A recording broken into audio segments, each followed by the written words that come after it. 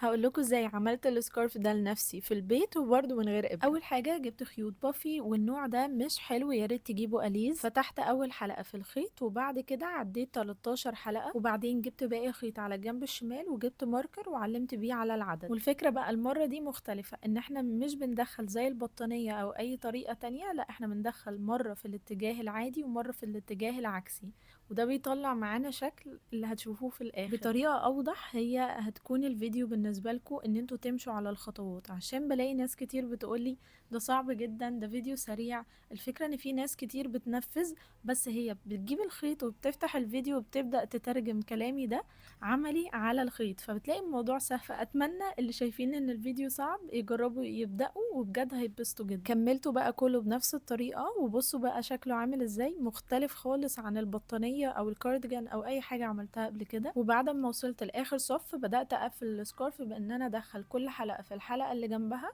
لحد ما وصلت لاخر واحده، وربطتها كويس قوي وقصيت الزياده، وربطت برضو الخيط اللي كان في الاول خالص وقصيت الزياده اللي فيه. وبعدين قلت ازود قلوب كده على السكارف، ولاني مش خبره في الكروشيه فمش هقدر اقول لكم ان انا دلوقتي بعلمكم ازاي القلب. المهم عملت القلبين دول وتعلمت اعملهم وثبتهم هنا وبس كده. ده شكله الاخير. في حاجتين مبسوطه منهم قوي في الفيديو ده، اول حاجه ان خيوط البافي بطلع منها حاجات كتير قوي، تاني حاجه القلب ده مبسوطه ان انا اتعلمته قوي. بس كده.